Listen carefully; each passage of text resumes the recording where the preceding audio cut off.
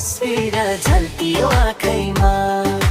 मादल घन्काऊ बाँसुरी बजाऊ उफ्रिँदै नाचौँ सबै रमाइलो गाउँमा।